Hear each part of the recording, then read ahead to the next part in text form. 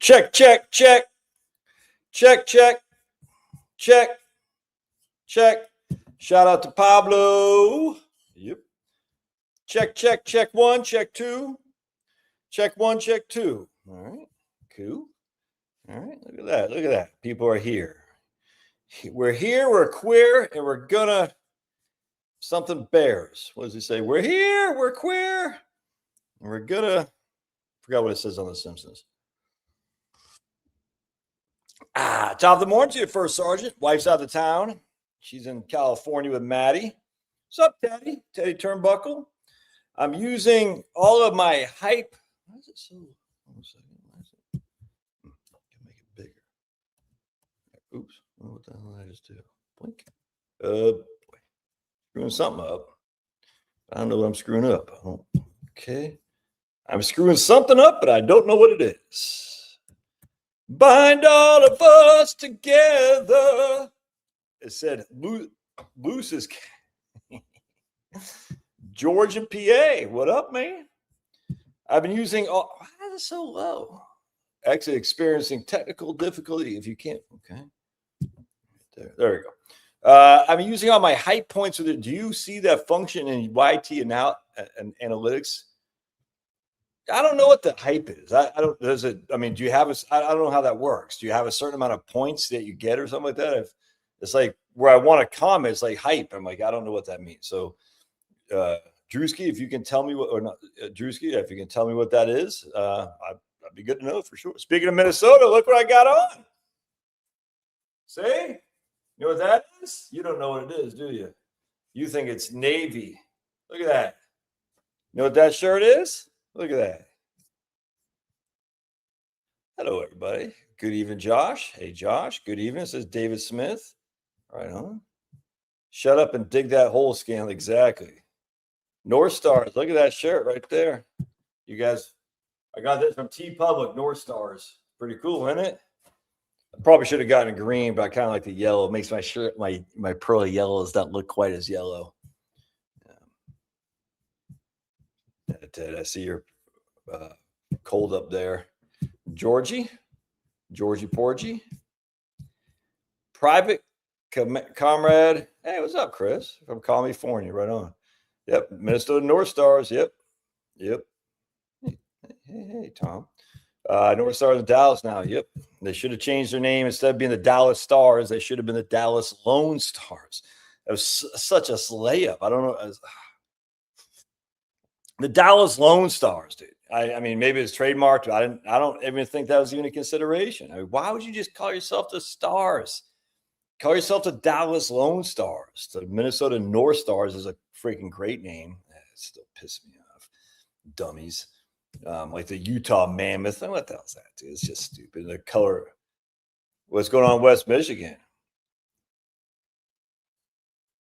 St. Louis. Hello, Brian. Sean Bates. Hey, Sean.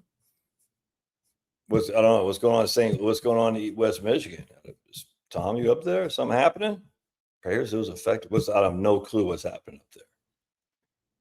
Oh, a tornado. Damn, dude. Is it really causing a lot of damage? Damn. Dallas Fort Worth. Yeah, tornadoes are no joke. And West, like what town? Like Grand Rapids or something? That's nuts, dude. Yeah, I don't like those tornadoes. We get tornado, whatever here, tornado warnings. Yeah, watches or warnings. I can't remember which is worse. Yikes! Entire place is level with deaths. Oh man, gotta say prayers.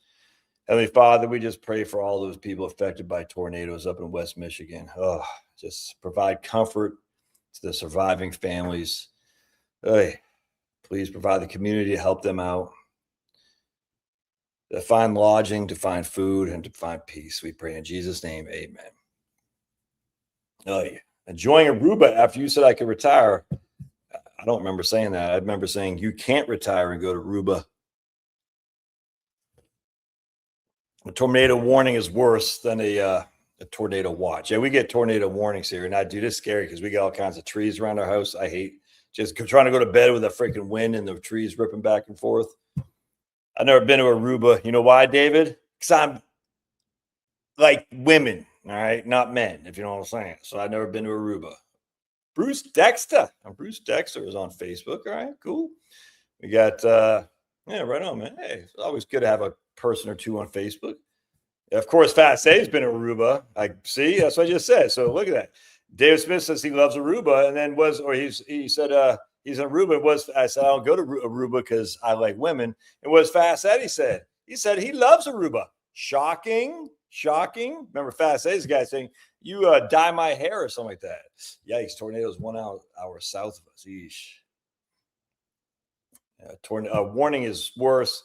That's what a tornado has been seen. A watch is when conditions are yeah, dude. It's scary. I don't like that at all. We were up at a National Predators game actually 4 or 5 years ago, and they had 10 years ago now. Yeah, it's 10 years ago. Whoa, geez, time flies. And they had a tornado warning, and we all had to get down. And we're in the hotel getting ready to go to the National Predators game. We had to get in the basement. It's crazy. I remember my Chloe, she was crying. She was very, very scared.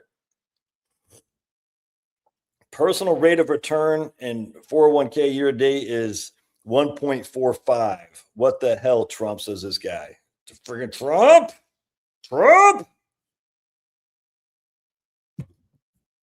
In 1980, stopped the Flyers record that still stands of 35 straight games with no losses. Yeah, but that's when they had so many freaking ties. Remember that used to have like freaking a third of the games were ties. Remember that? Kokomo. Get there fast and we'll take it slow. I don't even know what that is. Kokomo. Yeah. Isn't that like a song? Aruba, take you. Oh, I want to take you. Key Largo. Baba, baba, baba, baba. Something like that. Freaking Trump. Trump's telling this guy, you personally are responsible by 401k only being up 1.45% this year to date, Trump. Dudes.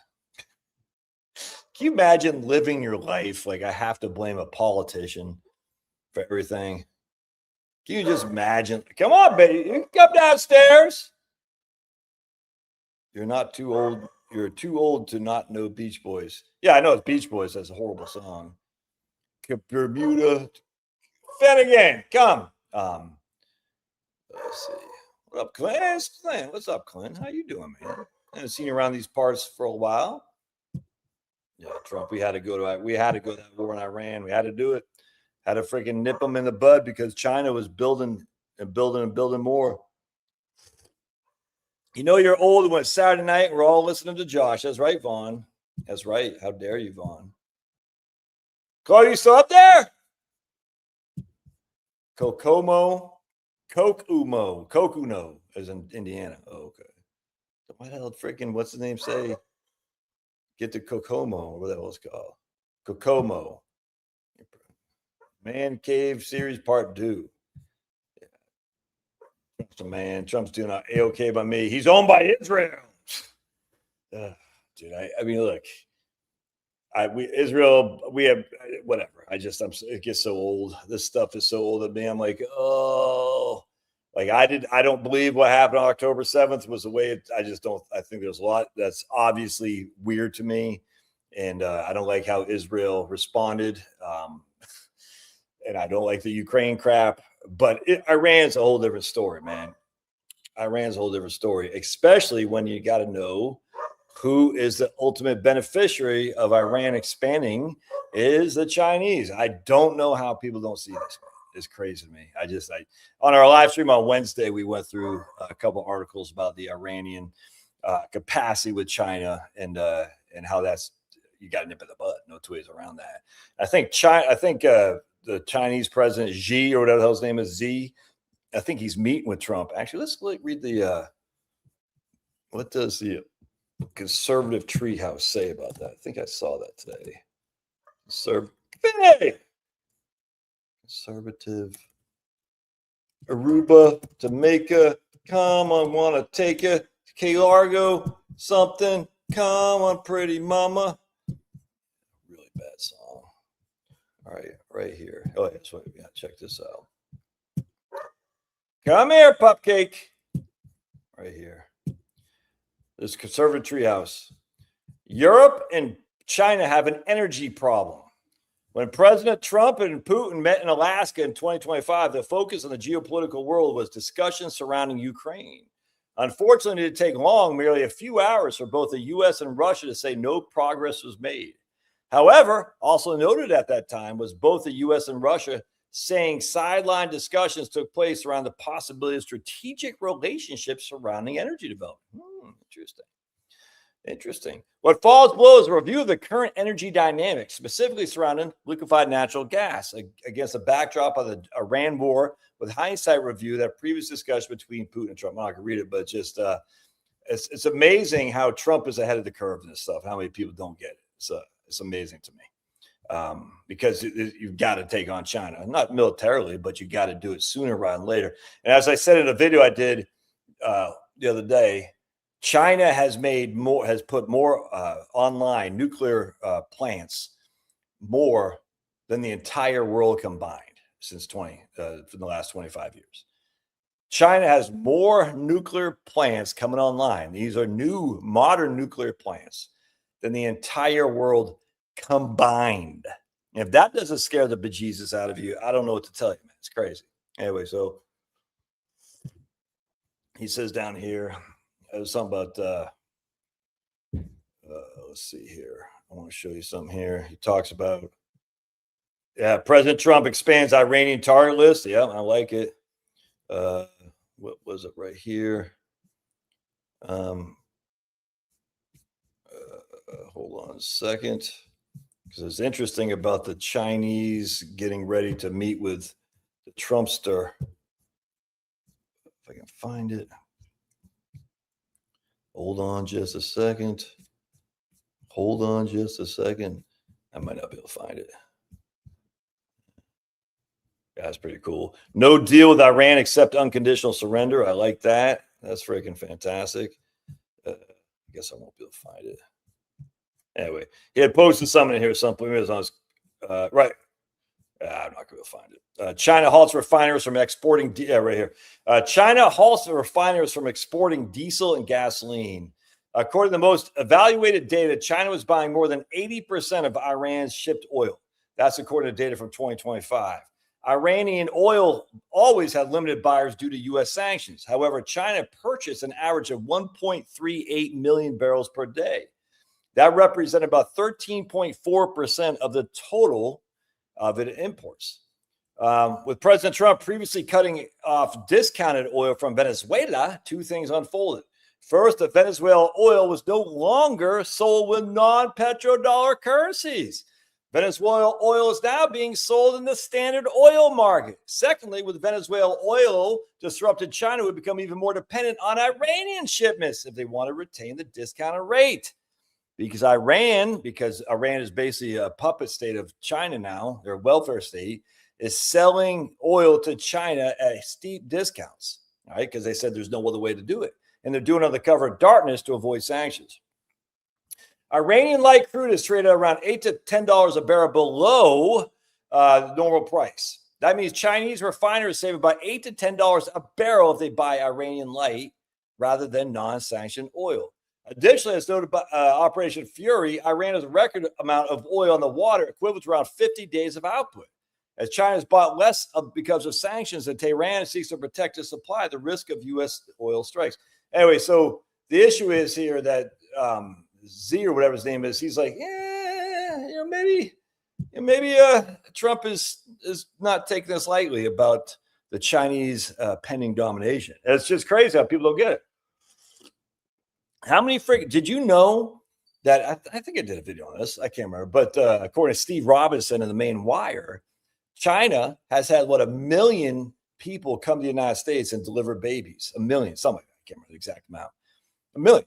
And these aren't just people trying to escape the commies. These are like Chinese officials and whatnot, because then if you're born in the United States, you get voting rights and all that crap. It's crazy. And then go back to China.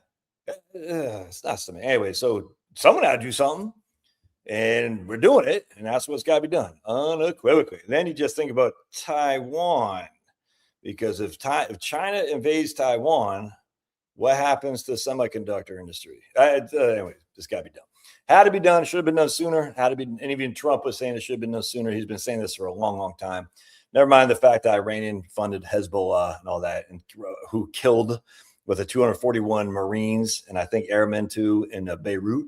Remember Beirut, Lebanon used to be a Christian country. So this had to be done, and I couldn't be happier for it. Look, I don't like people dying. I don't. But at the end of the day, it's like, if you don't do something now, it could get a hell of a lot worse. But Trump, my 401k is only up 1.4% year to date. What the hell, Trump?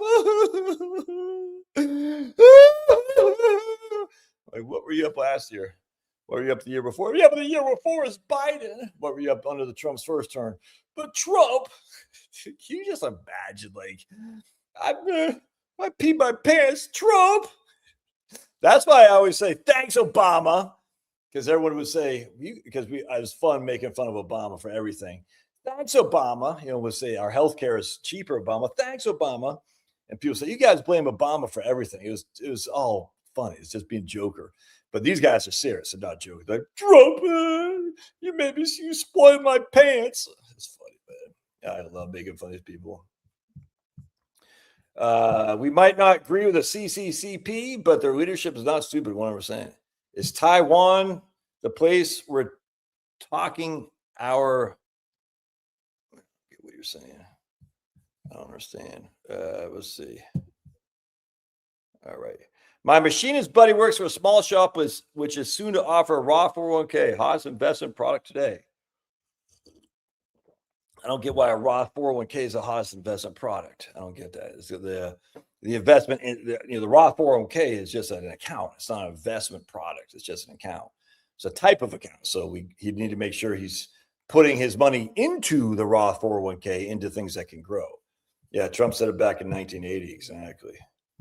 Let's see. I don't get that. Here's Pulverizer. I'm saying something stupid, I'm sure. Let's see what Pulverizer says. Trump's the one who says, look at what he's doing for your retirement accounts. Yeah, whatever. I mean, if we look from 20 since he started till now, I mean, we can look. Let's take a look. Let's take a look. We'll go to political calculations. Pulverizer's always got a. We'll go to politicalcalculations.com. And once again, we'll have to prove Pulverizer pulverized his own head. All right. So we're going to go over here and we're going to see what the S&P 500 has done since January 2025. Boink. Bermuda, Jamaica, come on, let me take you. Key Largo, something, come on, pretty mama. Right there. Okay, because he came in right there. And right now we're going to calculate. And we're going to go down here. Oh, my goodness. The rate of return is 15.58% since Trump took office. Trump! Dude, it's so stupid, man. I hate when people are doing under Biden, too, by the way. It used to drive me up the wall. In 2022, Biden up. Like, in fact, as I've said many times, the markets have actually, there's something the markets did significantly better under Democrats.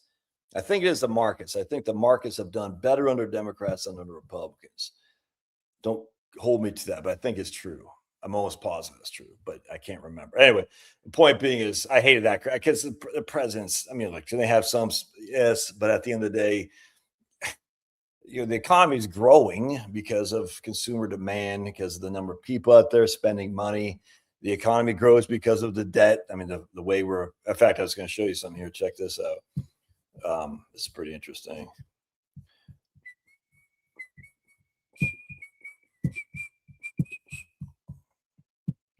Right here. This is from the May 25th, 1935 Boston Globe. Buffalo News, excuse me, Buffalo News. We see right here. Danger and deflation.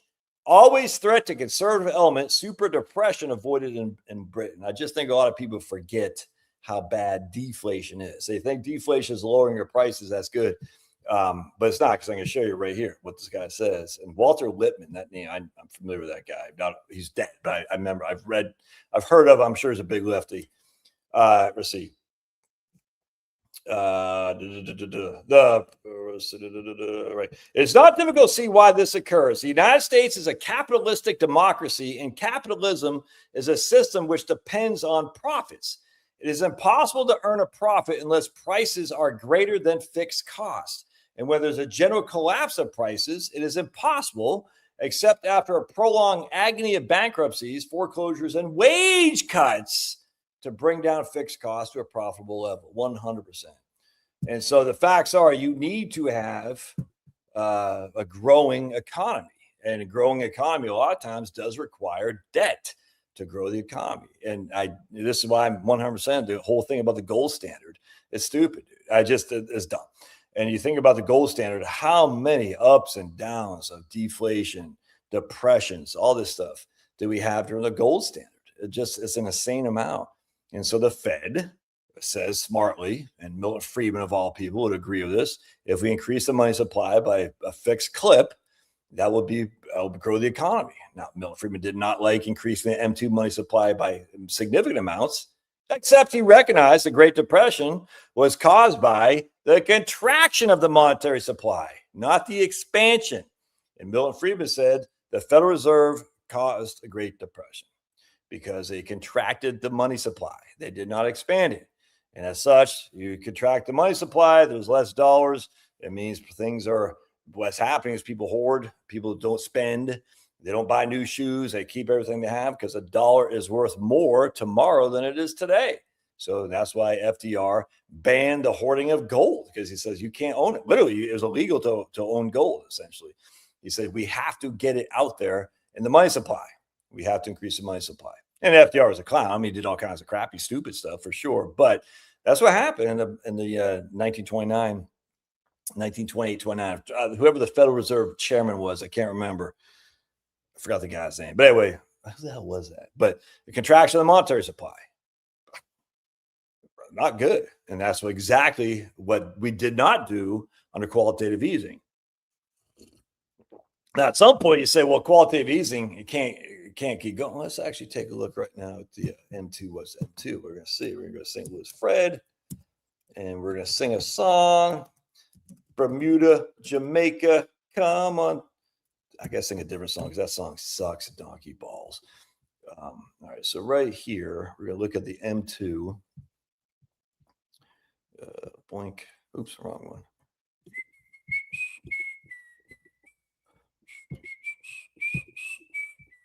So you'll see this is the M2, all right? This is the money supply right there. And there we are right there at $22 trillion. And you can see from right there to right there is basically flat. So we got a money supply from April 2022 at 22 trillion to basically 22 trillion. A little bit of growth, not much. Now, people look at this right here. They say, look at that massive increase, 15 trillion to 21 trillion. That's a 50% increase over the course of May 20 to May 22. And people say that's inflationary. Well, I say, okay, well, how about right here? 1970 to 1980 was 595 billion, and 1980 is 1.5 billion or 1.5 trillion. So it tripled in those years right there from 1970 to 1980, when we had the biggest inflation we've ever had in the United States for an extended period of time. Fit again. Then we go from 1980 to 1990, 1.5. Again, another almost tripling right there. 1.5, well, not tripling, but to 3.2. And that's not tripling, but it's definitely a doubling. And we didn't have hardly any. The inflation was dropping right here. So we had to increase the monetary supply, and inflation dropping like a brick in water. Inflation was high right here, but was it because of monetary supply? It's because of oil shocks. But then we want to log this anyway, and it won't look nearly as bad. You go, let's log this guy. And you're like, okay, a little bit of a blip there. And the log is just a change from the previous period. And you can see it's pretty steady. Republicans take over Congress, pretty steady. If flat lines, pretty steady. Right here is after the quantitative easing. Right there is a little bit of a blip, just not a huge blip, even though it looks big when you don't log it. When you don't log, you're like, oh my goodness, that's so bad. You're like, oh my, look at that. just not a big deal, man. It's just not. And so we haven't had any growth in the money supply right here. It's been creeping back up, kind of like on the trend line. But you don't want a massive decline in the monetary supply. It's not good for sure. Now, what happens is, of course, is the people in charge, they like the money supply. They like, because they do reward their the people closest to the source 100%. So that when they expand the money supply, they get rewarded first before you and I do. That's how it works. I get that, but at the end of the day, if you just start cutting back on the monetary supply, you're going to have deflation, and deflation is just ugly. It just is. And if you just look throughout history, you say, "Oh man, that's not good. We don't want that. We want a gradual increase of inflation." Now, do I trust these guys to give us a gradual increase in the monetary supply as opposed to booming? I kind of do, and that's what we saw with what's his name, Jerome Powell. 100%, a gradual increase in the money supply.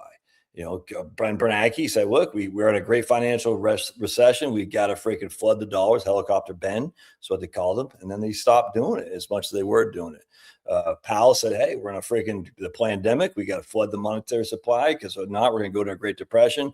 We could argue this all day long until we're blue in the face, but the facts are we didn't have mass inflation during the 2010s. We just didn't, even though we had massive amounts of monetary supply from what it was on top previously.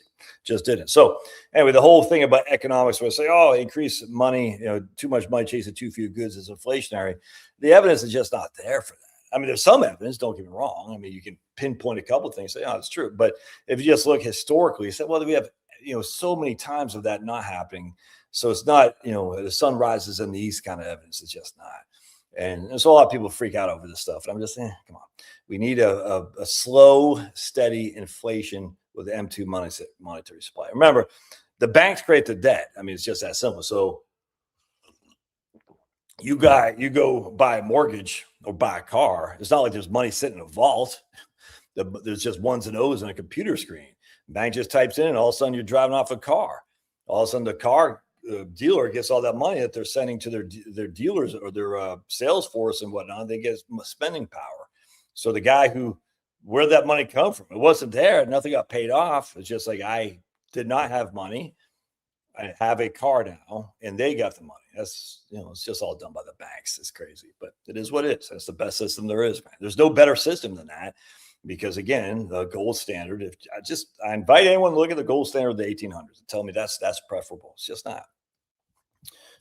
Anyway, so that was pretty interesting. Denmark removed all their migrants, everyone. They are very happy now. Did they? Oh, that's what I was going to show. We did them too. I was going to show you something else too. Just look at 2007. I think. Oh. Yeah, 100%. 100% Ted. I can't stand Hank Paulson, but yeah, I mean, I don't even think he had to convince the Fed. I think Ben Bernanke had written a paper about the Great Depression, and he had read Milton Friedman and Anna Schwartz's study of the Great Depression. And Ben Bernanke did not need sex for FinCit was a return back. Yeah, well, I hope we're not going to do that.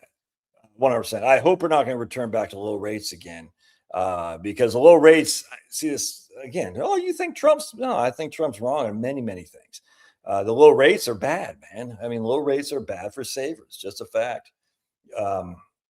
As such, it's just I don't want low rates. I like higher rates. In fact, I was debating these people on Stupid X.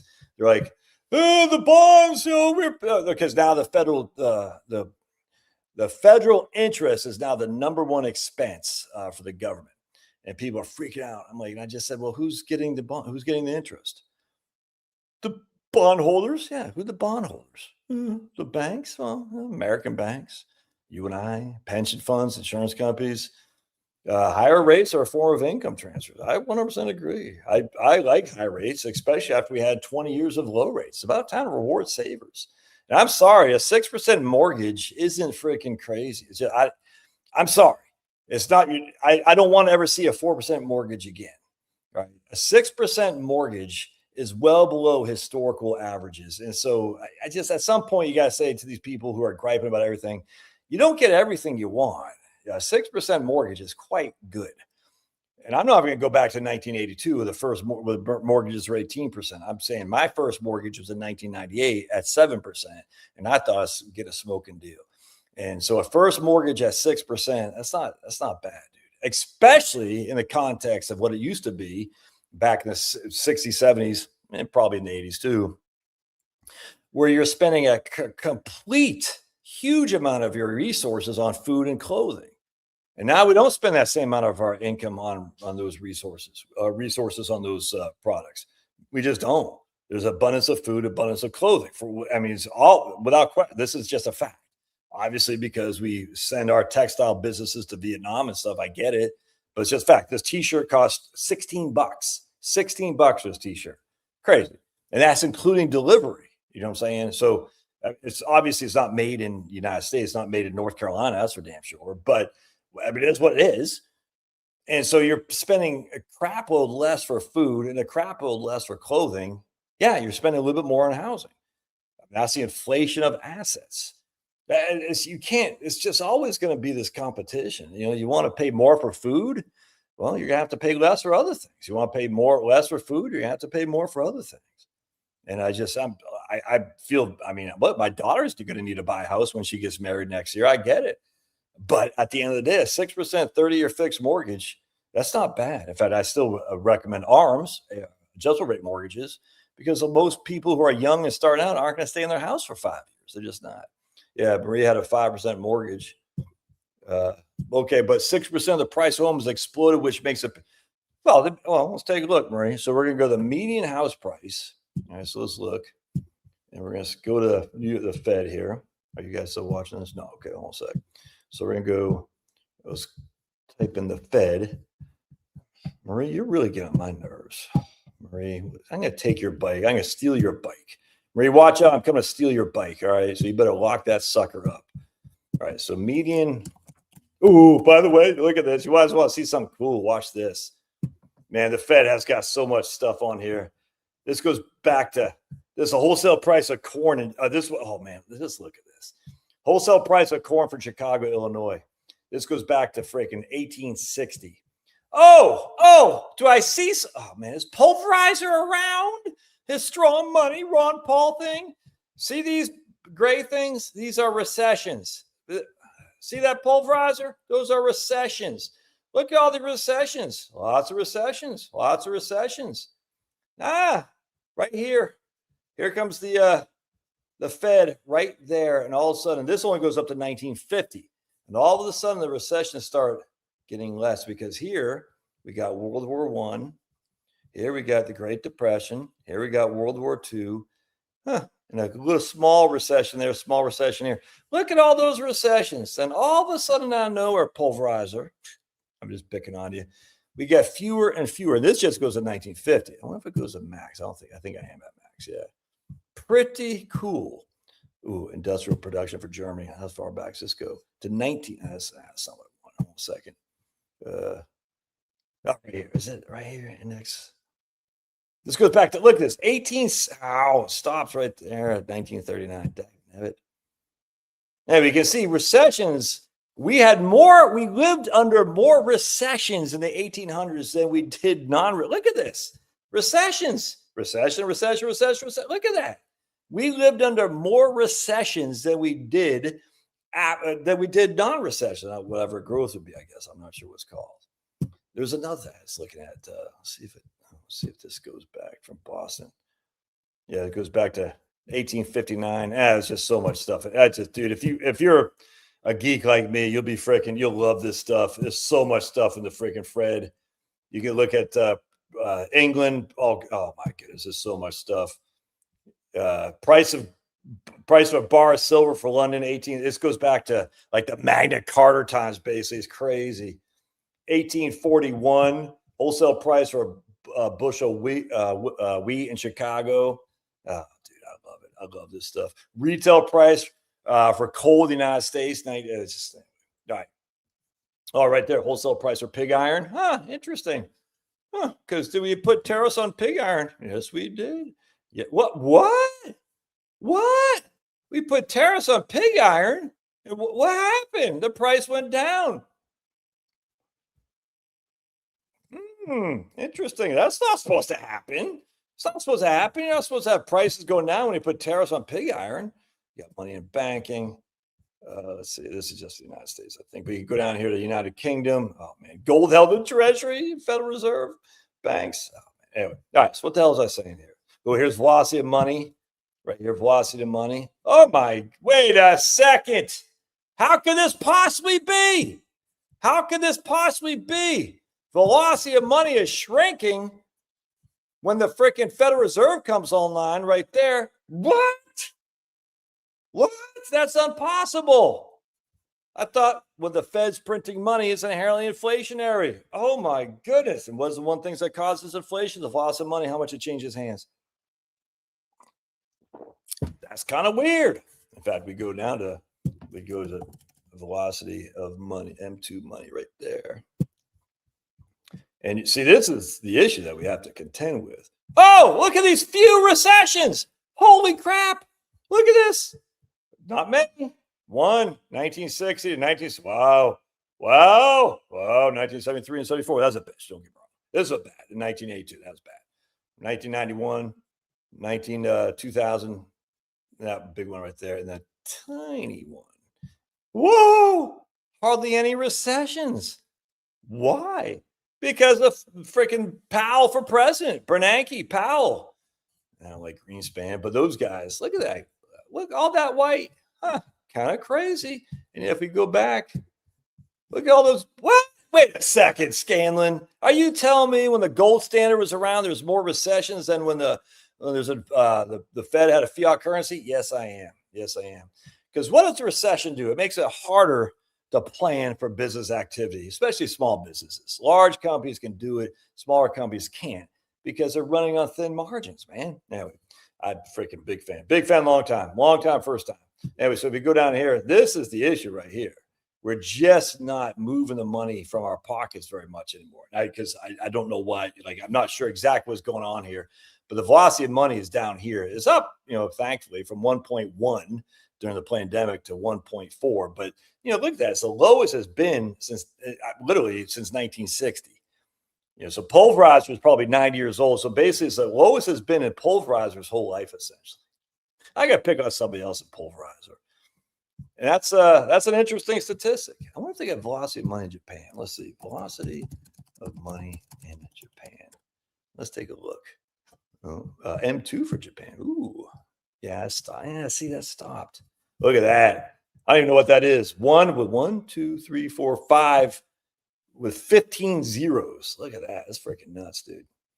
That's M2 for Japan. I guess not velocity of money. I don't think what if I just type in Japan? What comes up? A Japanese yen interest rate. Ooh, let's watch this right here. All that spending. Oh, we can add the Japanese debt. Let's add the line Japanese government debt. What, Josh, is going on? Japanese government. Public debt is what it's called. Public debt. Central government debt. Public debt security. Percent of GDP. That's debt to GDP. Let's just do that. Add series. We'll put that over here. Make this one over here. Put this to the left side. All right there. See if it looks right. What the hell happened? Oh, there it goes. Just did something. All right. So here's the debt on the percent of GDP. Yeah, here we go. So here's the debt. The percent of GDP was 40% of GDP in 1993 for Japan. Debt to GDP. All right. And yet the interest rates were freaking at 5. Now the debt to GDP was right here, was at over 200%, and interest rates were below zero. Below zero. I thought high interest rates, I thought debt led to high interest rates. I mean, you just can't say that. You can't, that's impossible. I mean, it can, but debt, here's the amount of debt to GDP, and interest rates are below zero. Crazy. What the hell was I even doing on here? I forgot what I was doing to begin with. That's freaking Sides, we all know I'm the reason everyone comes out here on Saturday. That's true. There's Joe Christmas. You say, all right, so with Joe Christmas isn't mad at me. No, that's what I was going to do, freaking Marie. That's right. So Joe Christmas, stop distracting me. Yes, I am getting distracted by shiny objects. I was going to say something gas prices, that's a bad thing, dude. Yeah, it's $3.29 down here. Gas prices, that could be bad, 100%. I mean, it's funny, though. Gas prices were going down. Trump wasn't getting any credit, but now gas prices are going up. Trump's going to get blamed. That is an issue for sure. And that, thankfully we're only in March. But if that doesn't get addressed soon, then that could be a problem for Trump. Gas prices are a big deal. It's a big way to see with your own very eyes the prices you're paying for goods. And when gas prices are high, that's not good. What was I getting ready to say? I was getting ready to say something on that. Yeah, it's pretty high. It's gone up a lot since Iranian stuff, without question. And that sucks. No two ways around. The interesting thing that came out of the jobs report that everyone's bitching about is that was like 700,000 less foreign-born workers are here in the United States now, and 512,000 less have jobs. So since Trump took office, part two, the foreign-born workforce has dropped by 500,000 or 700, whatever it is. I can't remember the exact. We'll just say 500,000. And yet the domestic-born workforce has gone up by $150,000. Not great, but it's very interesting. So the foreign-born workforce is basically skedaddling. Get the hell out of here. The domestic workforce is doing okay. Not great, but is improving. The interesting thing, and this is what pissed me off, all these, I thought libertarians are like, because they hate Trump, they're all pissed off at Trump because the jobs report, like, well, the government jobs are the lowest it's been for since 1960. You know what I'm saying? Since pulverizer was in diapers. When pulverizer still is in diapers because he's 80 now. But anyway, so the issue is that, I thought you didn't want government workers. Well, if you don't want government workers, Trump is crushing all there is to it. But yes, the price of gas is not good. Thankfully, we're out of the home heating season, except for Ted, because Ted's in Maine. My cousin or something like that just posted something on Facebook. They went to the St. Patrick's Day parade. He lives up in Massachusetts. They're all bundled up, and I was like, I'm in shorts and t-shirt, planting. My asparagus is already sprouted. I'm like, yay! I could cut off some asparagus right now if I want. Like, you guys are in shorts, and I'm in shorts and t-shirts. You guys are all bundled up. I was like, oh my goodness, the South. Hard to live on the median wage in Philadelphia at $23 an hour. Yeah, so let's actually take a look at the median house price, sales house price. That's what I meant to do. So Marie freaking took me off target here. Really getting on my nerves. All right, so let's get rid of all this. Go to median. Oops. Oh, it's raining out now. Sales. That's good because I just planted some stuff. All right, good. So it's raining. I just planted some sugar snap peas. All right, so here's the median sales price right there, 405. All right, and look at that. That's a significant jump. So 405. So we take our trusty. Can you also? Oh, you can't. Am I sharing that with you? Yeah. Okay. So we take our trusty calculator. Now, obviously, the median sales price every place is different. Where Marie lives is like $2 million is the median sales price. Where freaking Mark lives, in a trailer in southern New Jersey, is like $22,000. But anyway, so the median sales price for simplicity is $400,000. We'll take our trusty calculator and we're going to see how much that would cost for a mortgage. All right, so we're going to take our trusty calculator. We're going to make that 12. Blink. All right, so we got 12 payments. So we're going to say 360 payments. 6% is our interest. 400,000 is our present value. 0 is our future value. We're going to compute payment. Oops, what the hell, man? I did something wrong. $400,000 is our present value. 0 future value. 6, 360, and our payment's $23.98. So if that's just principal and interest. So you factor another $500 a month, $600. Yeah, it's $3,000 a month payment. And Mark's saying the median wage is $23 an hour. All right. So the median wage, and that's in PA, the median wage is $23 an hour. It's going to be about $46,000 a year. I think. So if you take 23 times 2080, yes, 48,000 a year. So that person on the median wage won't be able to afford that house. That's just a fact. There's just no other way around it, because he's going to pay 36,000 a month, and he's only bringing in 48,000. That's before taxes and all that. And that's that's a median. Well, let's just look at the median wage. I don't even think it's what's that? Grok. What is the median salary in the U.S.? Grok's going to tell me the median salary in the U.S. is not median household. Grok. All right, Grok is saying the median salary is about 62,000. All right, so let me show you, so you don't think I'm pulling this out of my butt. Right there.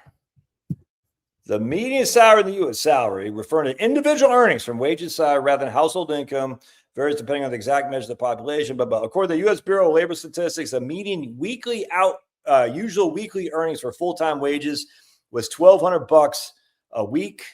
That equates to 62,000 a year. Okay, there you go. So 62,000 a year. So if a guy is making 62,000 a year and he's paying $2,300 for principal and interest, so 62,000 is about, so 2,300 divided by 5,000 a month. That's a 40% debt to income ratio. And that's too high. No two ways around it. But the nice thing, so here's where the hope comes.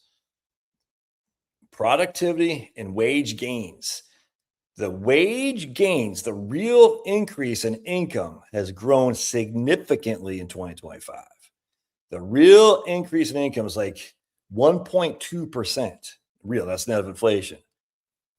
Since freaking the stupid capital, free market, stupid stuff, globalization stuff, has only been about 0.33. The real wage increase has gone quadruple what it did over the last 40 years. Now, will that be sustainable? I think so. As productivity goes, I think wages will increase, and particularly, I do. I could absolutely be wrong. But this is why we need to bring manufacturing back and all this stuff, because these are good, high-paying jobs, especially for things that are important. We're not going to manufacture T-shirts anymore. It's just not going to happen. But we need to manufacture high product stuff that we need, high demand stuff that we need, absolutely.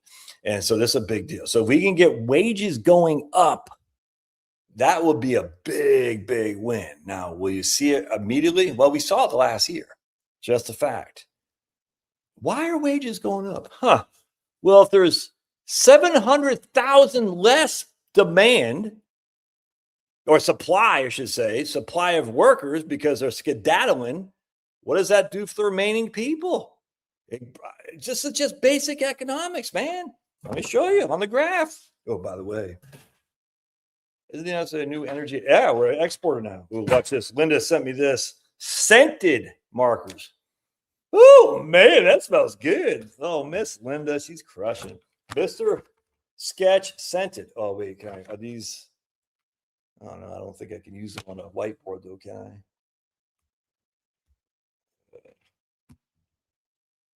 Oh, man, I don't know if I can dry eraser.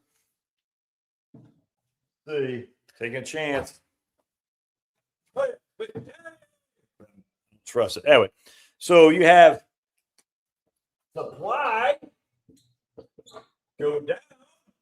Supply is the number of wage earners. You have demand go up. Demand is the number of people who need number of employers who need workers. What does that do for prices? Price goes up. Shocking. No one wants to say this, the stupid libertarian economists and stuff, that when you have a massive increase of supply of workers, it's not just bringing the immigrants in, it's a globalization. You've unleashed millions and millions and millions more people who can do the jobs. Inherently reduces prices. It's just so blindingly obvious. I can't believe people can actually argue that that's not having much of an impact. Of course it is. If you're going to increase the level of supply of workers by a factor of, I think I was reading one lady, she said 4 million people, whatever that was, I can't remember, or four times, whatever it was, you're going to have less wage increase. And even if productivity is going up, well, productivity is going up, we still have less wage increase because we have so many people searching for getting those jobs. Anyway, if wages keep increasing because less and less immigrants are here to compete for them, that's going to be a good thing. But that is an issue. You got to get the wages up, man. 62,000 is the median wage. It's not bad, but it's not enough to buy a median home. It's just not. Which is why we have these two, what Elizabeth Warren called the two income trap. It is the two income trap. It's not good. People need a house. No, I don't have any issue with that at all. I wonder why Josh always has a green mark under his nose. Yeah, dude, it's crazy. Skill trap. I have a friend of mine who knew an elevator. He knew an elevator tech on what's that called? Otis or something like that. And it's just funny. We're talking. I said, he went to I can't remember what he was telling me, but something like he went to fix this elevator during the pandemic. And they're like, you got to wear a mask because I'm not wearing a mask. And I said, you have to. He said, okay, I'm out of here. And they're like, come back. I can't remember what it was, but something like, he's like, dude, I'm not doing it. It's just funny. Here, Penelope. I don't see it done. Maybe something's on your screen. Oh, I think he's just wages haven't kept up with the cost of goods. Oh, they have kept up with the cost of goods. Absolutely. Wages have absolutely kept up with the cost with the rise in inflation. 100%. And we can go back. I mean, you literally real wages have absolutely, I mean, even they've kept up even since the beginning of the globalization period of the late Carter late 70s, early 80s with Reagan. Wages, they haven't gotten much more than that. But the median wage has actually grown by about 0.3% over the rate of inflation. All right, that's just a fact. Now, it's not much. It's not anything to write home about, but it has beaten the rate of inflation, just not very much. The problem, this is what I've been arguing with these libertarian conservative economists, is that the capital, the labor share of national income has gone down significantly. So the people who own the capital, the capitalists, have gotten paid bigger and bigger and bigger, while the labor have got paid, but not very much more. They just have.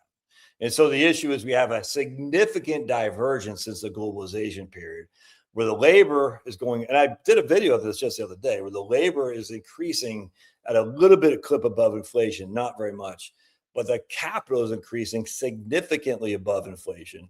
And that capital is not finding its way back to labor. It's just not. And it needs to be. I just need it.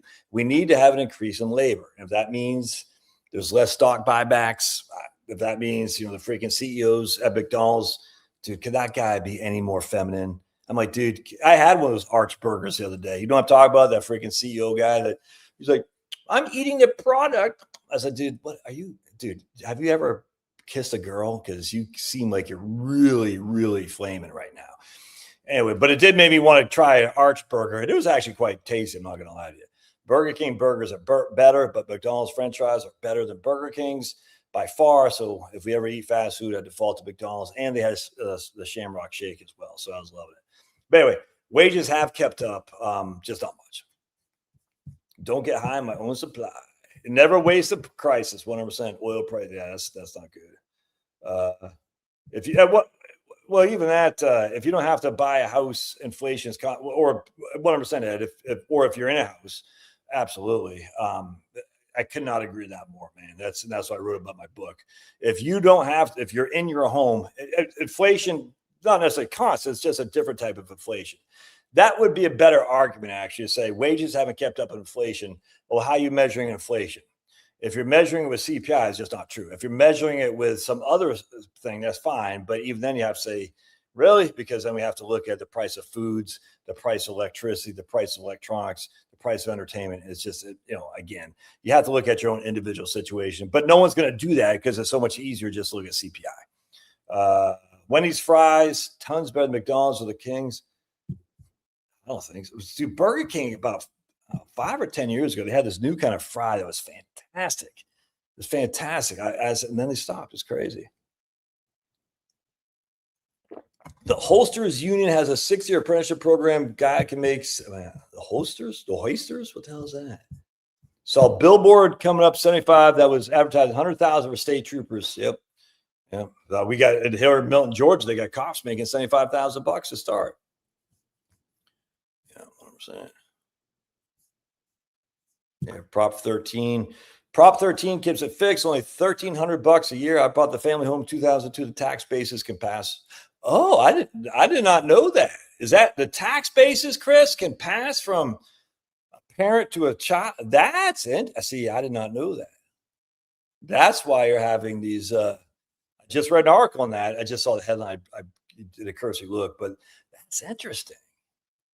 In California, the tax basis can pass from parent to child. That's going to keep a lot of families intact, I should say.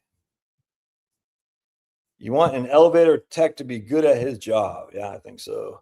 My wife's cousin is an elevator tech. He makes close to $200,000 a year. Yeah, 100%. 100%. Arby's crinkle fry.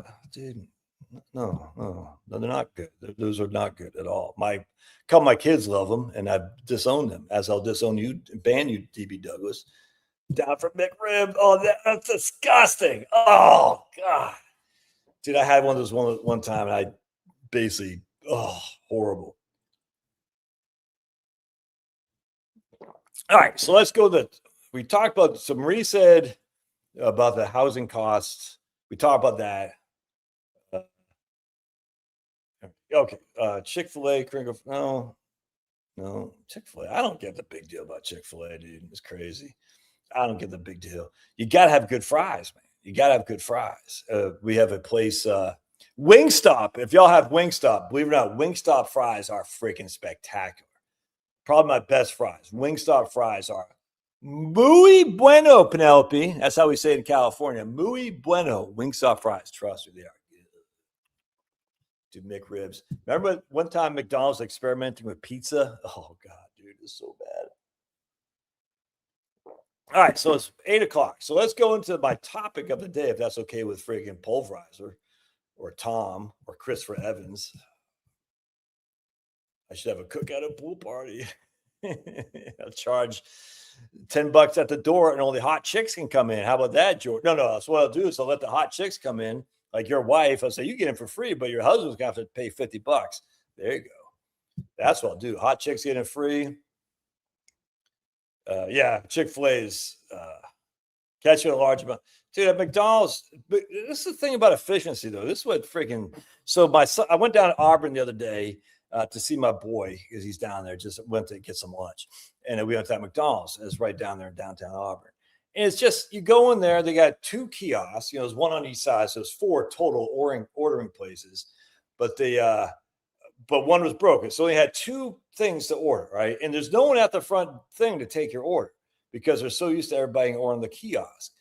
Okay, so you're like, whatever, you know what I'm saying? So you have to wait a few minutes, and it's not the worst thing ever happened. It's kind of a pain in the ass.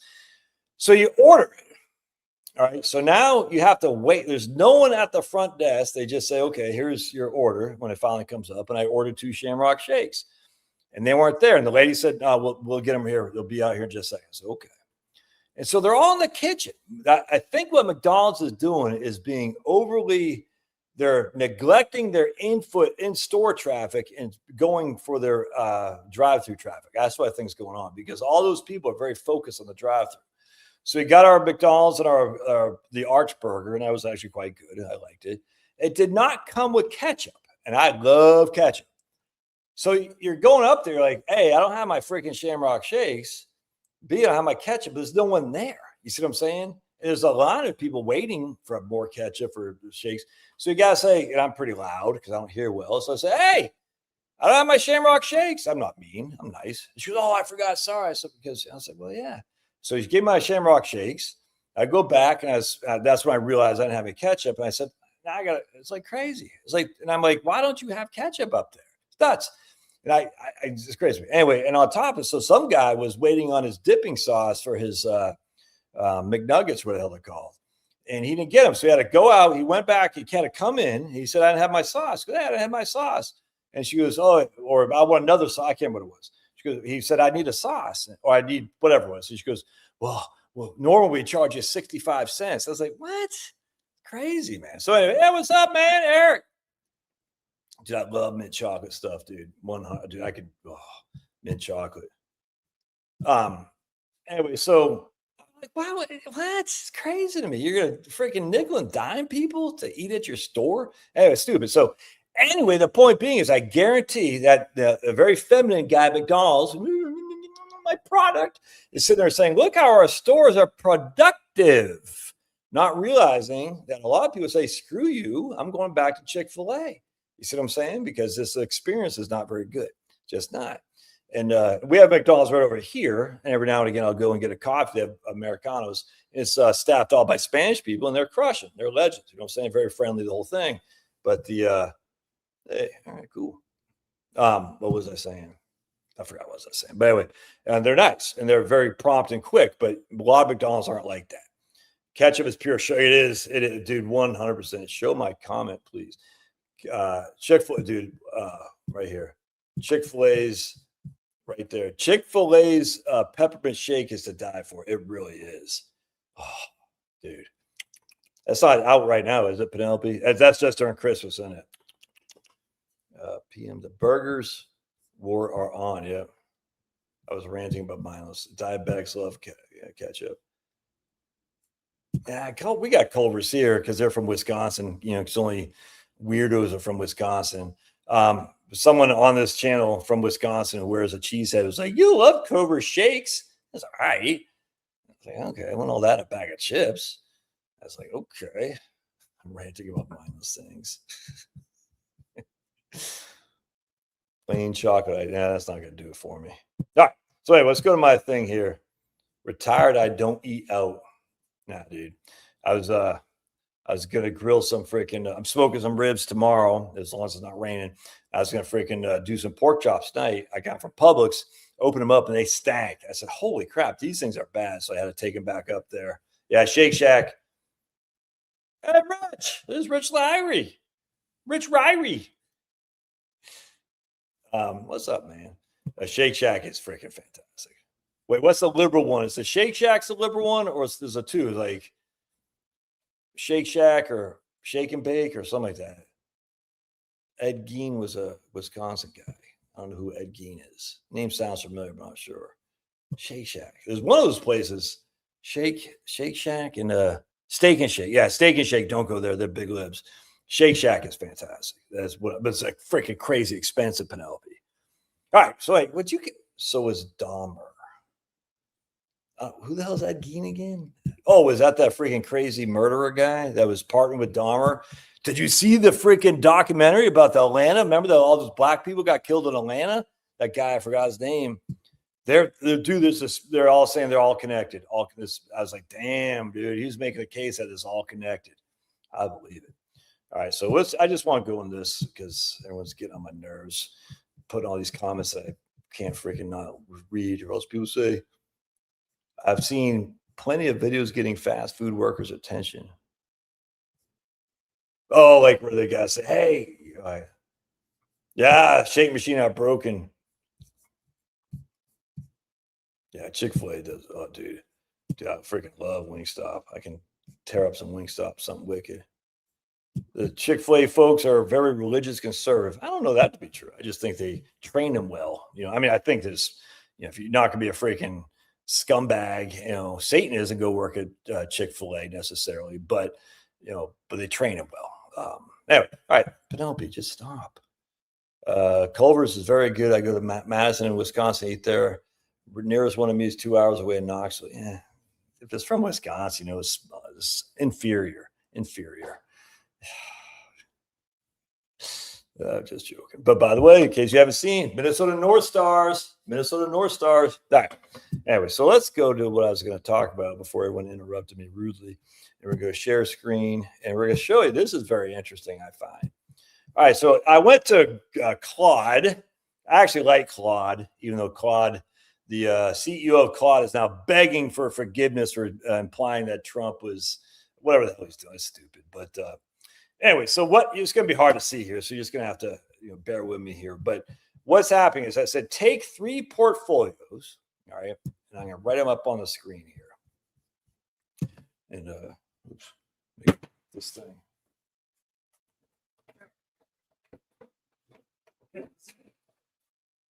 Oh, I have to do it one thing too. Let's try a different marker, see what this one smells like. Cava is my favorite food. What the hell is Cava? We didn't make the ribs. We're making them tomorrow, Marie. Yeah, we already talked about gas prices going up. This is blue. Oh man. Oops, I do think I got one there. That does smell good. It smells like blueberry. Yep, blueberry, I think. I don't know, man. I don't know what that is. All right, anyway, but we're not going to use that.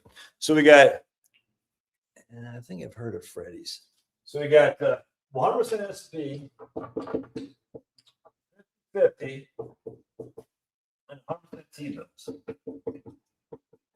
And so I said to I said to Claude, I said, run how many times, the percentage of times this portfolio was in a 3-year loss, a losing streak, not necessarily a bear market, but basically 36 months consecutively being down. All right, that's what I asked Claude to do. And it said, boink, right here, pretty interesting. It said the S&P 500, there's 178 negative periods out of 1,291 rolling 30-month windows. So it's 1,291 rolling 36-month windows. 178, it was negative for 3 straight months, or 13.8% of the time. 13.8%. So 13.8% of the time, the S&P 500 had 3 consecutive years loss. A 50-50 was 8.1. And 90-day T-bills was 0. All right. That's pretty interesting, I thought. And if I had my glass, I could see what they're saying. So again, the S&P 500 having 3 consecutive or 36 months where it was lost money is not all that uncommon. It's just not. Interesting. And you can see right here, the worst 36 months in the S&P 500 was negative 7. You can't see this. I know it's too small, but negative 78%. That was during the Great Depression.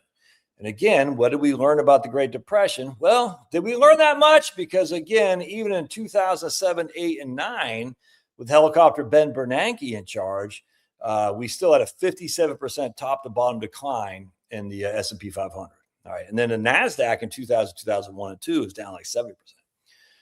But at 50-50, still had 48.9% was the worst. So even though a 50-50 portfolio only had 8.1% of the time is in the negative for 3 consecutive years, the max drawdown was still almost 50%. 50%. And you're like, I got 50% stocks, 50% bonds, and you're still almost down 50%. Again, that was in 1932 as well, because that was the stocks. For the T-bills, the worst I ever had was up 4.4. That's pretty interesting. Let's keep going now. Now you'll see what the Claude says is the Great Depression that dominated the story.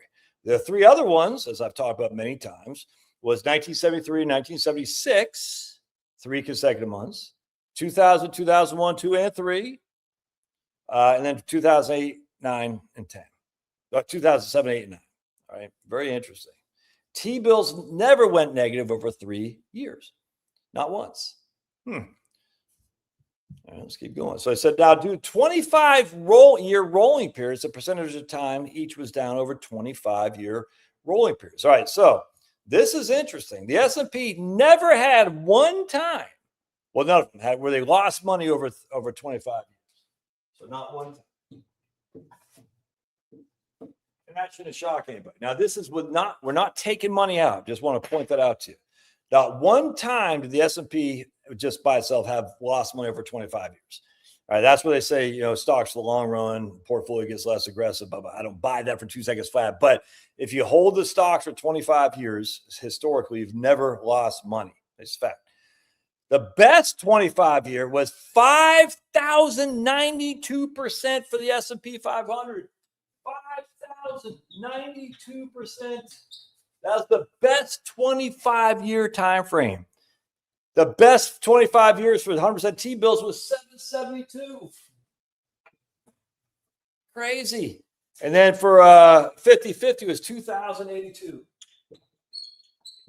I mean, you at 100% stocks, you made 5,000%. That nuts? Crazy.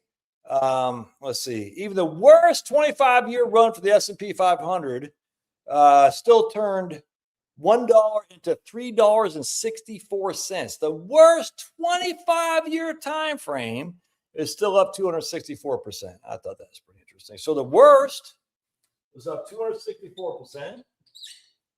And that right here was 228%. And right here was, I think it was 51 or something, 91. So I don't know if y'all can see this or not. Let me put this on a second. You can't really see that. Stop sharing. So you had, let me get the thing. I'm getting old. Oh, man. All right. So you had right there. The 13.8% of the time you were in the hole for 3 years. You never lost money over 25. The best 25-year run was 5,000%. The worst was 246% in the positive for the S&P 500. But watch this. The worst is 228, worst is 246. The best of 2,000, best of 5,000. Isn't that interesting? Buffett's advice, own the S&P and move on. My business is doing well. I wonder how bad my 401k choices are. But isn't that crazy? Look at that. So the 50-50 had close to the same worst as the S&P, but not anywhere near the upside because the T-bills really hurt you in this regard, the upside. The T-bills, 91% was the worst, 772 was the best. So again, no one's going to sit there and say you should be all on T-bills. No one's saying that, but I'm just like to point out to kind of give you a mechanism here. All right, let's keep going here. So Claude says, all right, Josh, you're crushing. I said, I know I am, Claude. I know I'm crushing. And I said, now can you do it net of inflation? And here's where it gets even interesting. All right, so what we're going to see here, when you do net of inflation, and we're just using CPI Marky, and the Get Fresh crew. So net of inflation, the worst 25-year time frame here is negative 17%. Wrong one. Whoops. I hope that I got my fingers. Hope it comes off. And the let's see, the median net of inflation was 67%. Hard to see, I grant you, but we'll go over it in a second. The worst, let's see, that's the median. The worst for the S&P 500 net of inflation was 67%, and this is 65. And the median was 439 and 216. All right, so what does that mean here? That's interesting. So what you'll see here is that this, when you factor in inflation, actually lost money. Over 25 years, T-bills, the worst ever did, when you factor in inflation, was negative 17%. Now, that doesn't happen very often. The median was 67%. All right, so this is what I tell people all the time. If you just, everyone's like, the dollar is losing. I'm like, yeah, but only an idiot would put the money in literally a dollar bill for 25 years. You don't do that. Just buy 90-day T-bills and you'll beat the rate of inflation. Just fact. One time you did it. All right, but whatever.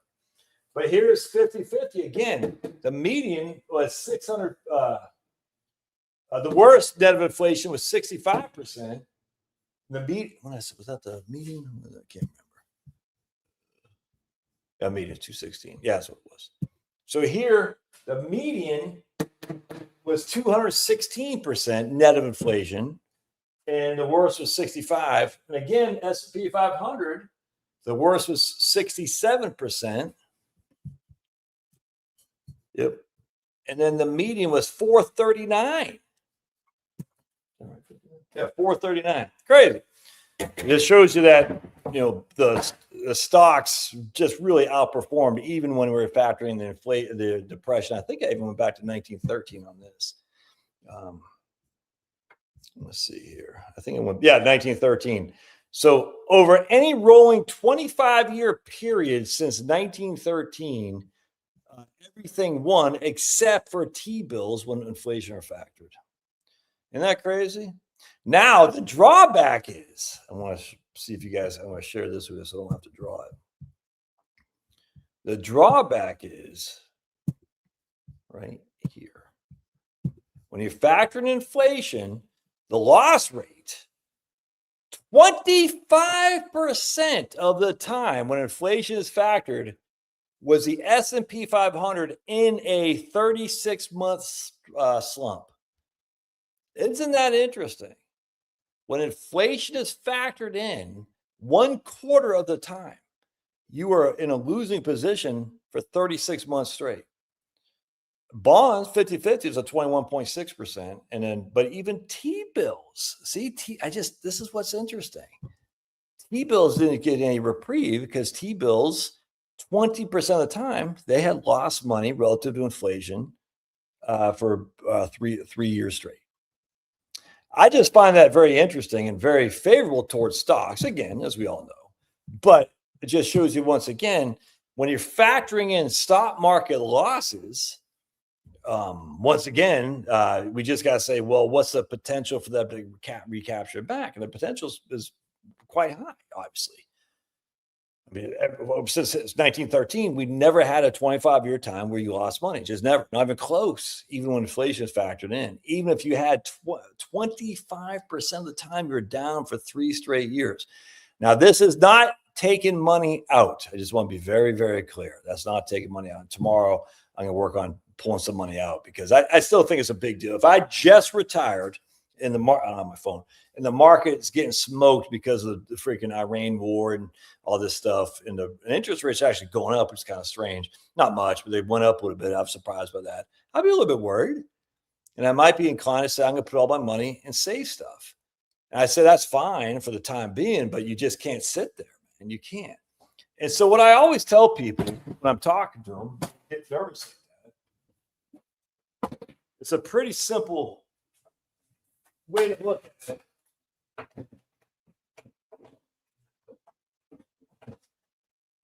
I always tell people like this. All right, where do you think the markets are going to be in 5 years? All right, so we're here, markets, year 1. In 5 years, there's going to be 3 things. We're either going to be up, over, or down. Where are they going to be? And I'd say if they're going to be up, just stay in. If they're going to be down, over, even, stay in. If they're going to be down, then get out. But that's you got 3 options. So that's a 33% chance that they're going to be down relative to, and this is without having any historical context or anything like that. So 33% chance you're saying, yes, we have 3 choices: up, over, down. One of the things will happen, 2 won't. They're going to be up, over, down. If they're going to be up, then stay in it. If they're going to be over, stay in it. If they're going to be down, get out. I got no qualm with that. But for that to happen, that means 66% of the other times won't happen, which seems kind of unfeasible to me, especially when you look at market history. 33% is a third, exactly. Josh is straining my traps. My traps? Oh, my back. Oh, boy. Oh, boy, down. I would be, if you would have maybe 27 years ago, Don, I might be interested in your attempt to date me. But those days are over. My feeling of experimentation is over, if you know what I'm saying. I'm always leaving a good chunk of my wealth in. I have to give myself a fighting chance. Yeah, well, see, I still got cash. I got cash, dude. And the reason and it's not much. I mean, I hate to say not much. There's some. My cash is actually mostly in long government bonds. All right, that's my cash, because the interest rates are so far, they're just not going to go up. Well, they could. If they do, that's a risk I'm willing to take. So I'm willing to take the risk of interest rates staying sideways or just kind of going like this, fluttering around while I'm getting a 4.5 to, I think I bought it. I think the yield when I bought that long bond was 5 or something like that. I can't remember. But let's just say 5%. I'm willing to stay, just because you can sell government bonds very quickly. There's always going to be a market for government bonds. So it's not like there's a market stops. There will always be buyers for government bonds. So nice thing about having government bonds is you will always be liquid.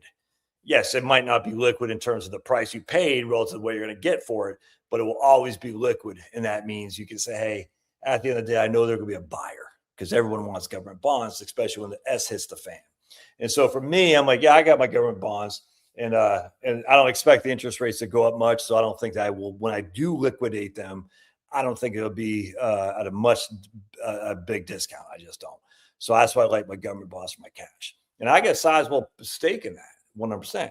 Everything else is stocks, though, because I said at the end of the day, I got, I think, $5,000 in cash or something like that, just sitting there in a money market. So I said, okay, I got a little bit of cash, just for real emergency funds. But I said, okay, at the end of the day, if things go crappy in the stocks and I can't pay my mortgage, I can sell my government debt, and most likely I'll sell it for what I paid for it. Cash is liquid. Yes, you can go to anywhere.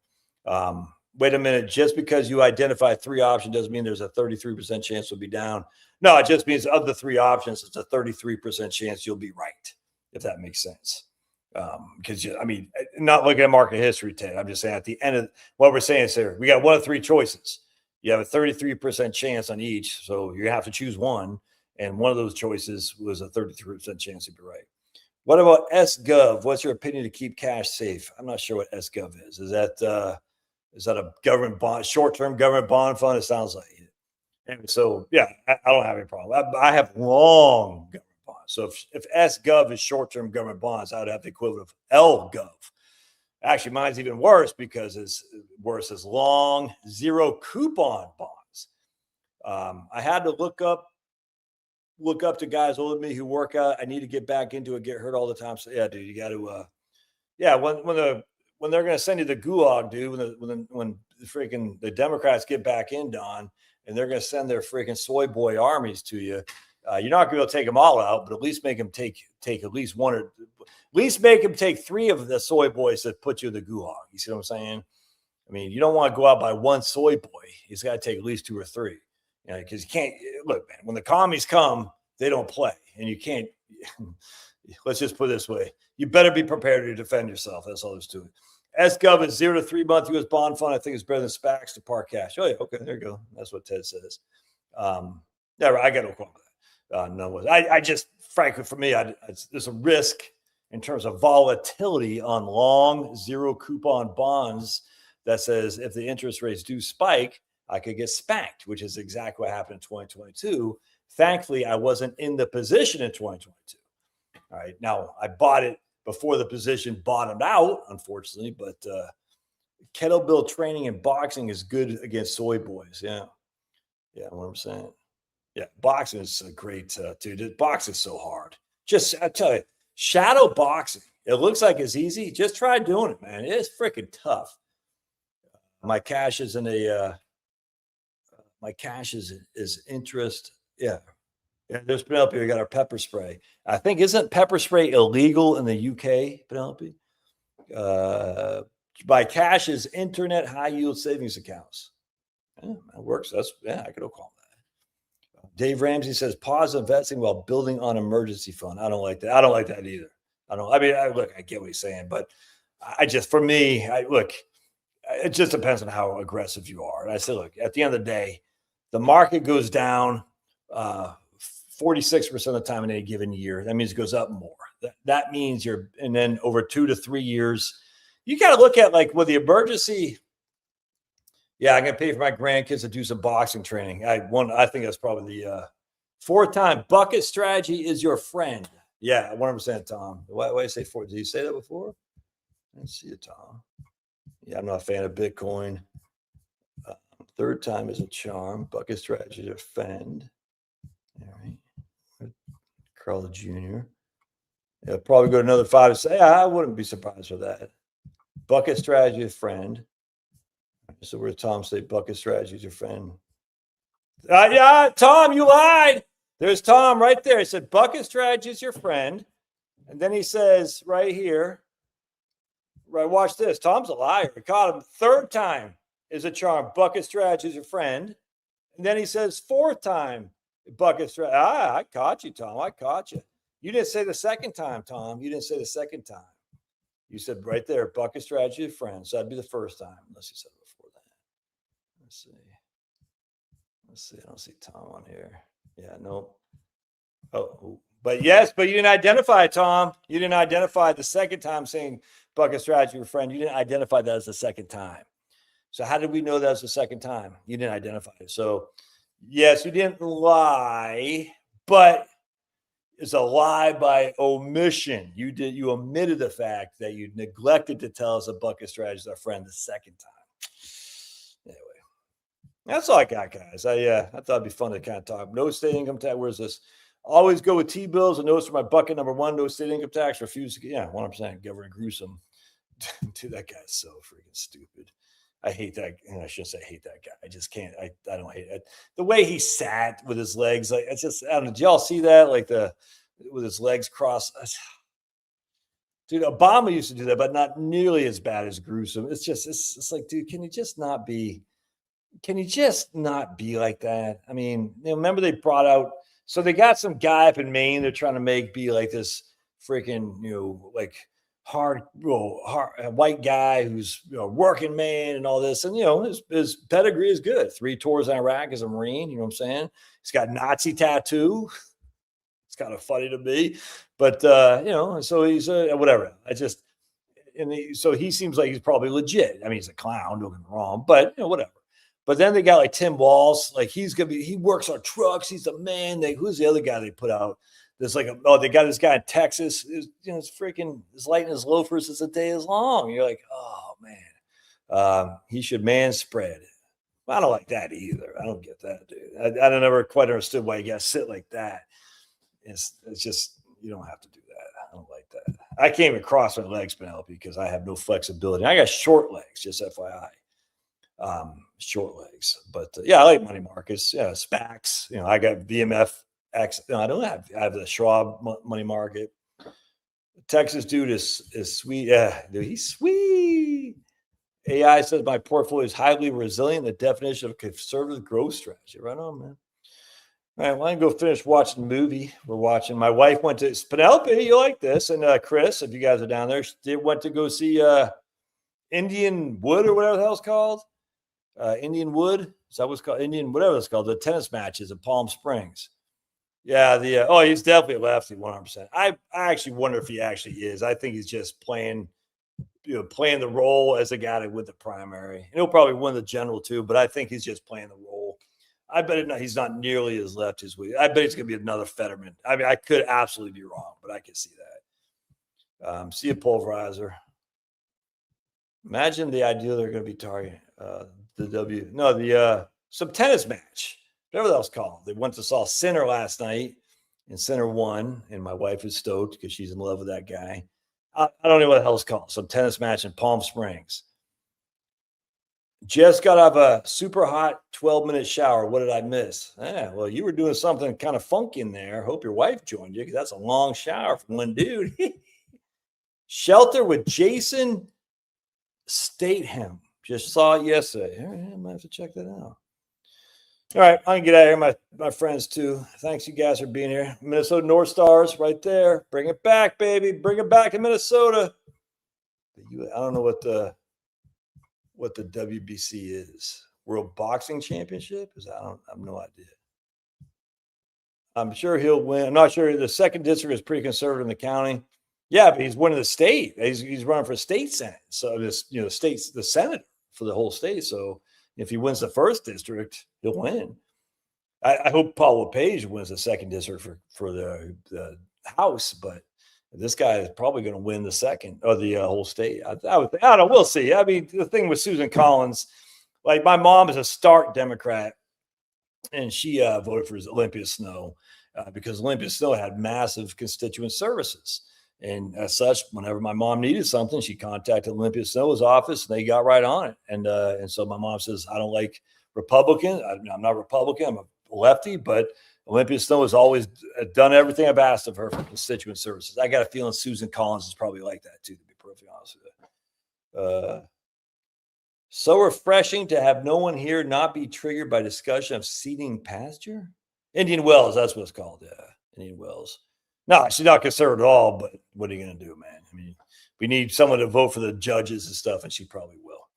All right, my friends, God bless. We'll see y'all. And pray for those people again up in Western Michigan getting hit by that tornado. Man, that sucks, donkey balls. Ugh. All right, we'll see you guys. Bye.